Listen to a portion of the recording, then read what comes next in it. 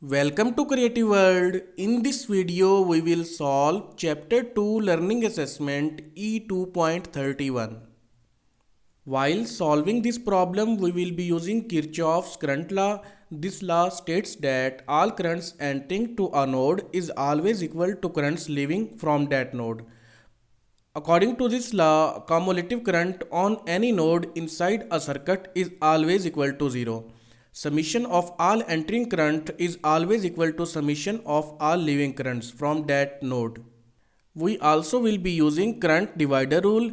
Basic equations of current divider rule for I1 and I2 of this particular circuit are given here.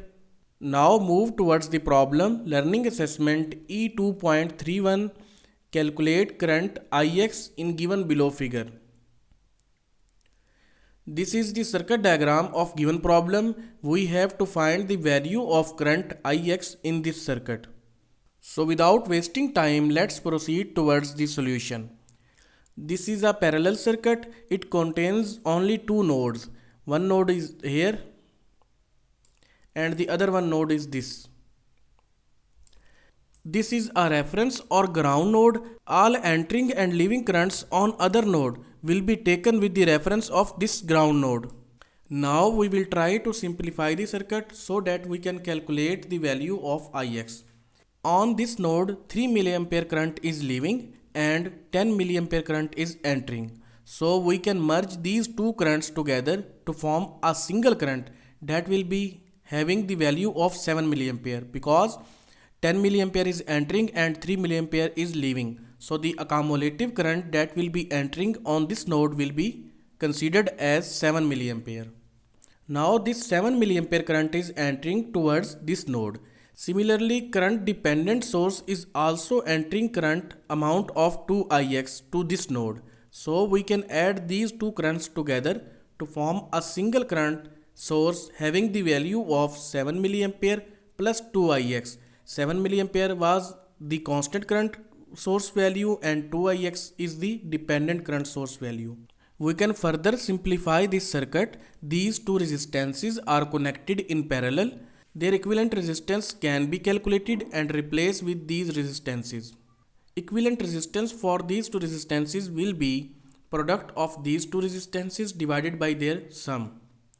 R equivalent is equal to 3.33 kilo ohm. So we can replace these two resistances with their equivalent resistance having the value of 3.33 kilo ohm. Now we have simplified the circuit. In this circuit, a current source exists whose value is 7 mA plus 2Ix. Ix is the current of this branch and two parallel connected resistances. We can use Kirchhoff's current law for the further solution of this scenario. According to Kirchhoff's current law, summation of all entering current inside an electrical network on a node minus summation of all leaving currents will be equal to 0. In this circuit, on this node, two currents are entering. One is 7 mA plus 2Ix and the other one is Ix. While only one current is leaving, that is labeled as I2. Place these values inside the equation. Current Ix and 7 mA plus 2Ix. Currents are entering on this node and I2 is leaving from this node. Now we have to place the value of I2. For that purpose, we will be using current divider rule. Value of I2 using current divider rule for this specific circuit will be I2 is equal to R1 divided by R1 plus R2 multiplied by IT. IT is total supplied current. In this case, it is 7 mA plus 2Ix. R1 is 3.3 kilo ohm and R2 is 2 kilo ohm. Place the values inside this equation. I2 is equal to R1 that is 3.3 kilo ohm divided by R1 plus R2 that is 2 kilo ohm multiplied by total supplied current that is 7 mA plus 2Ix. Solve this equation. Value of I2 will be 4.373 mA plus 1.24 Ix. Now place the equation of I2 into this original equation. I2 is replaced by its equation 4.373 mA plus 1.24 Ix. In this equation, we only have one variable, that is ix. Rest of all are constants. So we can solve this equation to find the value of ix. That is our requirement.